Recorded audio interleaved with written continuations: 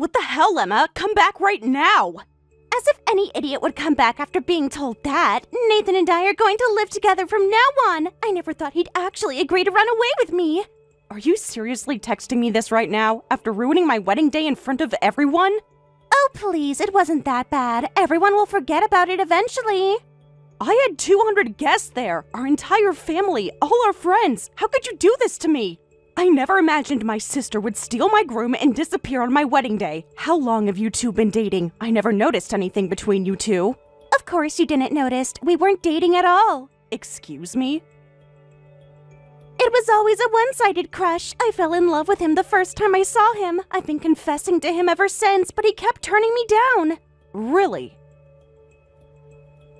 I've been in love with him for 3 years. 3 years, Olivia! Ever since you first brought him to that family dinner, the way he smiled, the way he helped Mom with the dishes.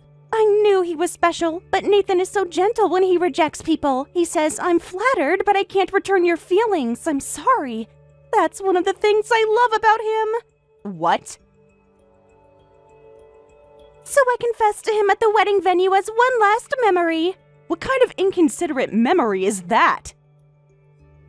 I just couldn't bear to watch him marry you without telling him how I felt one last time. I was going to accept his rejection and move on after the wedding. At my wedding venue, in front of everyone? You couldn't have picked literally any other time. I was absolutely sure he'd reject me again, but can you believe he said yes? I still tear up just thinking about that moment. I feel like crying from despair myself. A miserable bride left alone at the wedding venue after her groom and sister disappeared. Your face when Nathan took my hand. I still laugh thinking about it. My sister making a public confession to my groom during the wedding was shocking enough, but then he actually accepted it. I was completely stunned for a moment. Nathan said he was moved by how serious I was. He said no one else would confess to me this many times. It's true what they say. If at first you don't succeed after 10,000 tries, the 10,001st time might work. You seem awfully excited. I can practically see the flowers blooming in your head from here. Of course! I finally got together with the person I love. I've always loved him. Please let me have him. Let you have him? As if he's some toy we're fighting over? He's a grown man who made his choice. A terrible, hurtful choice. Don't you see? This is fate. We're meant to be together.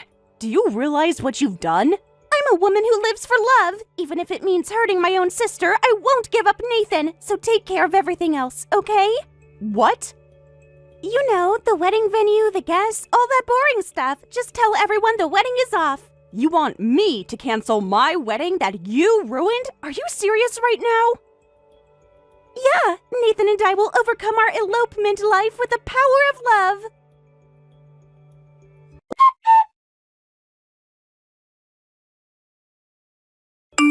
Olivia, I'm so sorry about my son today. I've been trying to contact Nathan repeatedly, but he's not responding to calls or messages.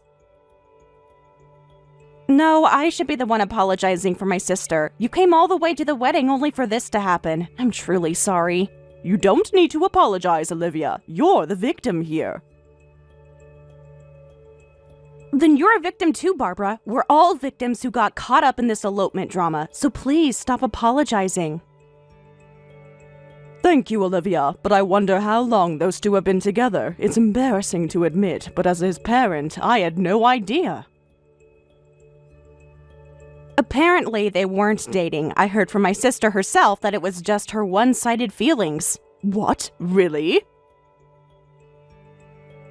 It seems Nathan had been properly rejecting my sister's confessions, but he was moved by her public confession at the wedding venue and decided on the spot to live with her. They said they're going to live for love. For love? Yes. Apparently, my sister's persistence finally paid off. She confessed for the last time at our wedding, and he suddenly accepted. At the wedding? That's beyond inappropriate.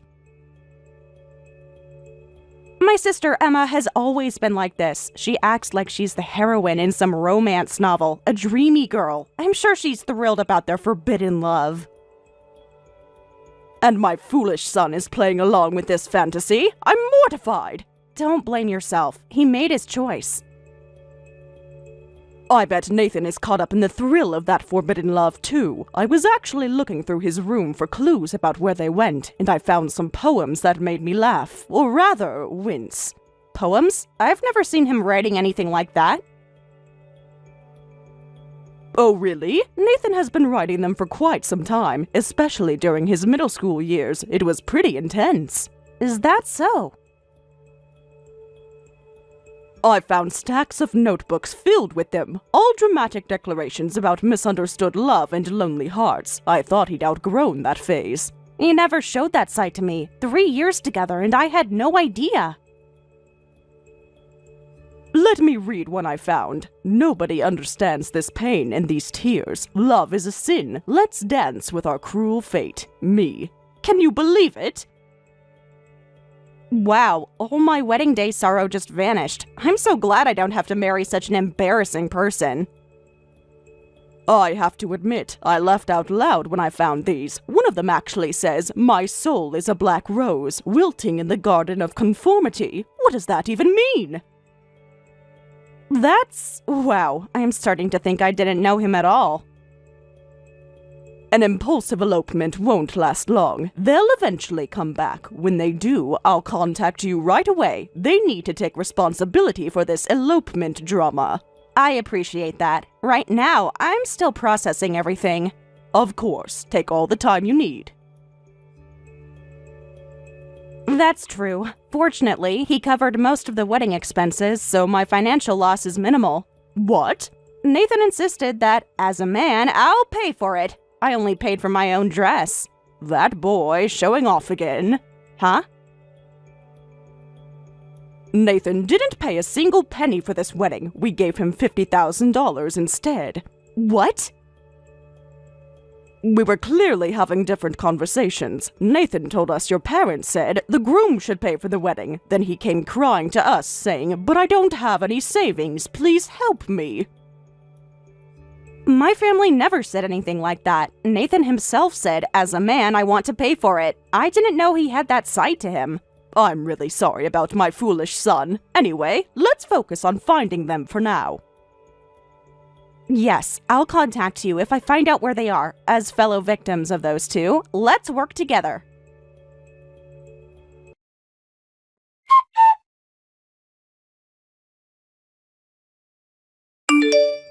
Liv, I'm at the train station near our house. Could you come pick me up? Emma, you've been completely out of contact for 2 years, and now you suddenly call? What's going on? Don't be so suspicious. I decided to break up with Nathan. I wanted to let you know. What? Yeah, it's over between us. Turns out living for love isn't all it's cracked up to be. 2 years of silence and this is how you reach out? No apology? Nothing? What is there to apologize for? I followed my heart. Anyway, that's not important right now. Not important? You ruined my wedding, stole my fiancé, and disappeared for 2 years. Ancient history. Focus on the present, Olivia. I need your help. My help? You must be joking. So anyway, I ran away from the house we were living in, but I'm out of money now. I don't want to walk all the way home, so come pick me up at the station.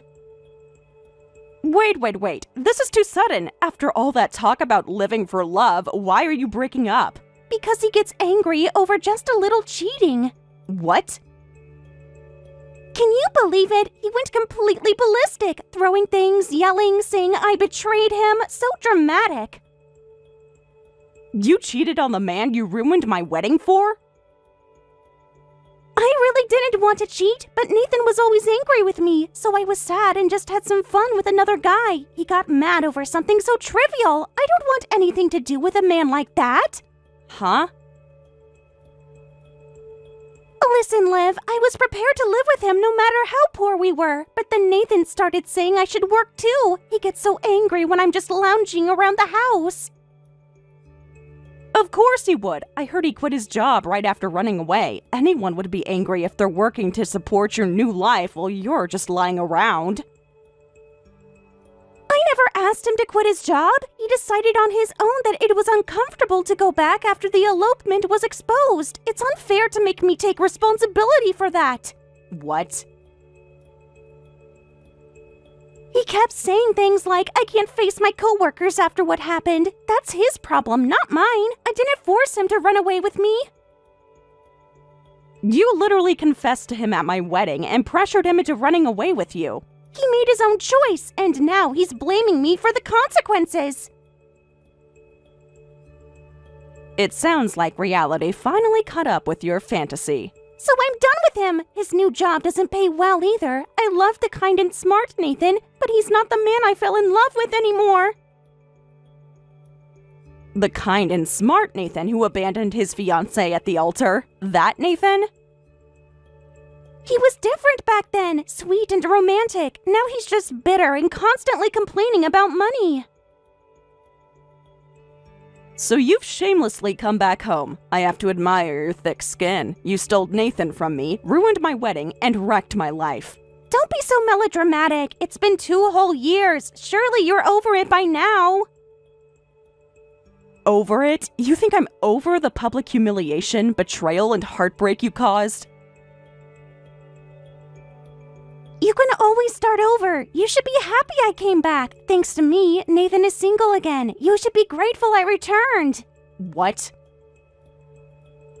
See? I'm doing you a favor. Now you can take Nathan back if you want, though I wouldn't recommend it. He's become quite boring. You think I want your leftovers after what you both did to me?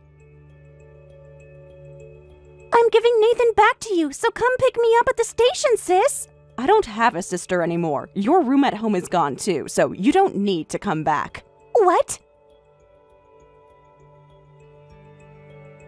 Live your life however you want, but at least think about how your actions affect others. Your selfish elopement 2 years ago didn't just make me furious. Mom and Dad were even angrier. They were so mad they destroyed your room. What do you mean destroyed? Like redecorated?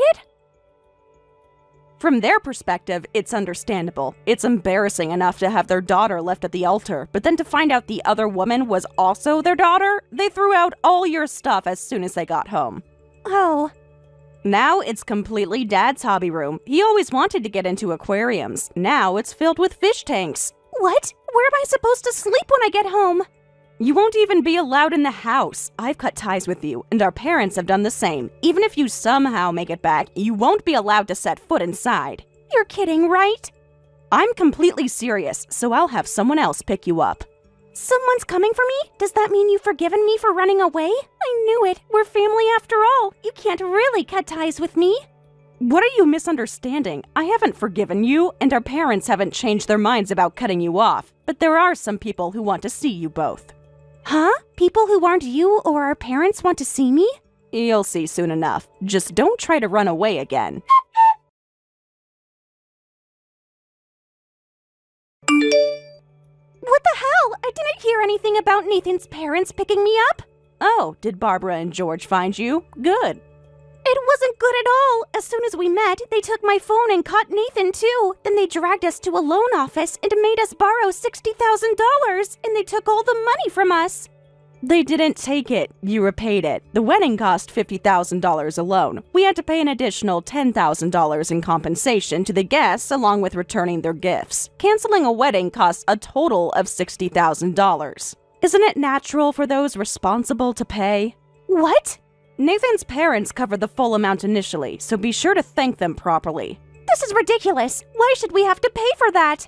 We didn't ask for that expensive wedding. That was your choice. When you ran away, didn't you say, take care of everything else? So Barbara and I somehow managed to cancel the wedding. We apologized to all the guests who were dragged into this mess. We did what needed to be done, so now the ones responsible need to take responsibility. Even if you talk about responsibility, Nathan and I were just living true to our love. You're free to live for love, but freedom comes with responsibility. Once you take responsibility, you can go back to freely living for love. How are we supposed to live for love with this much debt hanging over our heads? That's for you to figure out. Maybe get jobs, like responsible adults. I never expected to be forced into bankruptcy. We're completely broke. They took everything we had. Didn't you have someone you were cheating with? Why not marry him next? That's impossible. He's already married. So you can steal a groom during his wedding, but not a married man? His wife is a lawyer. If she found out about our relationship, it would be really bad. What? That's hilarious. I have to tell his wife. What? You wouldn't dare! That would ruin his marriage! You mean like how you ruined my wedding? Funny how consequences only matter when they affect you. Found it! Your cheating poem account. Your partner's face is clearly visible too, so he'll be easy to identify. How do you know about my social media accounts? Girls who think they're the heroine love to show off, especially you. You love to show off how miserable you are. There's no way someone like you wouldn't be on social media. I don't think I'm the heroine. I just want to express my feelings. Right after you ran away with Nathan, I searched around trying to find where you two were. That's when I found your flowery, one-sided love account. It disappeared after a while, but I took screenshots of everything. What? This may be an impossible love, but I hold you in my heart. God, please give me the courage to choose love despite the pain. Please stop reading that out loud. Those were my personal thoughts. You're violating my privacy.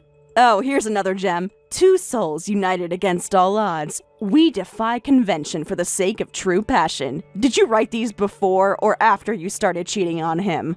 You two poetic lovebirds seem so perfect for each other. It's sad you broke up. I'll identify your affair partner right away and let his wife know. If you love living for love, you must also love love's drama, right?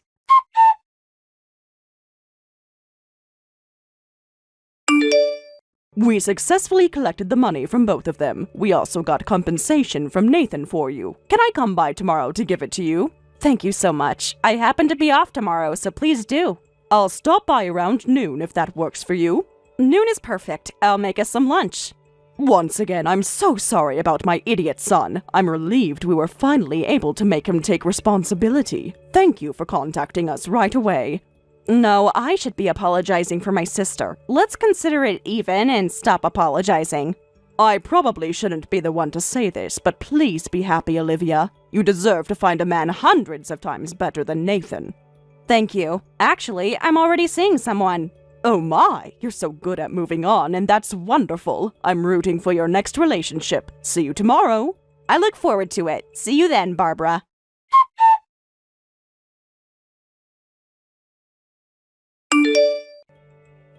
I'm really sorry, Olivia. I swear I've learned my lesson. I promise I'll never betray you again.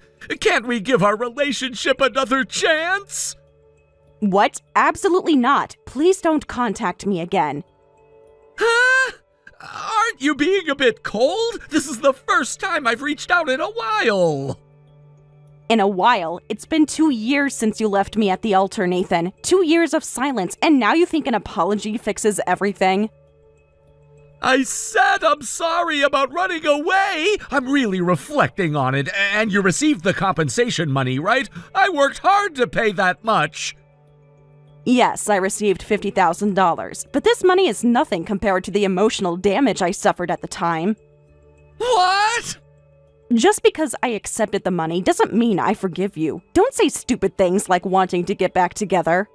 Don't say such lonely things. You must be happy I came back, right? No one would want a woman who was abandoned on her wedding day, especially when the other woman was her own sister. I'm the only generous man who would marry you now. I have a fiancé. We're getting married by the end of the year, so don't worry about me. What? You're engaged already? To who? That's none of your business. I don't believe you. You're just saying that to make me jealous.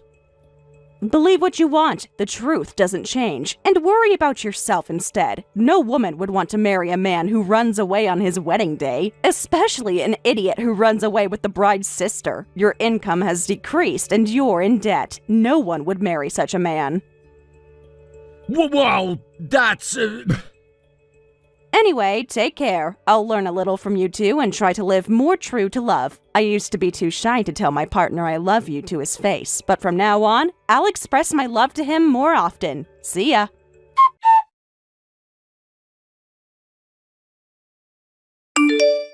Nathan kept contacting me about getting back together, but after I sent him a happy photo of me with my fiancé, he stopped messaging me. I later heard that since the two of them were abandoned by their families and had nowhere to go, they're still living together. To repay their debt, Emma reluctantly started working too. And they're supposedly living a modest life together now. It seems that living for love is surprisingly difficult. I'll learn from them and try to live happily with my fiancé. My fiancé knows the whole story, and he's been incredibly supportive through it all. Unlike Nathan, he values honesty and responsibility. We're planning a small, intimate wedding, nothing extravagant, just surrounded by people who truly care about us. As for my parents, they finally found peace with the situation. Dad's aquarium hobby has turned into a real passion. He even joined a local fish enthusiast club. Mom says she hasn't seen him this happy in years. Sometimes I think about how things might have turned out differently. But then I remember that if Nathan hadn't run off with Emma that day, I might never have met the love of my life. It's funny how things work out. The wedding disaster that seemed like the end of the world became the beginning of something much better. I hope Emma eventually learns from her mistakes, but that's her journey now, not mine. I'm focused on building a life with someone who chooses me every day, not just when it's convenient or exciting. That's what real love is. Not grand gestures or dramatic elopements, but showing up consistently, even when it's hard.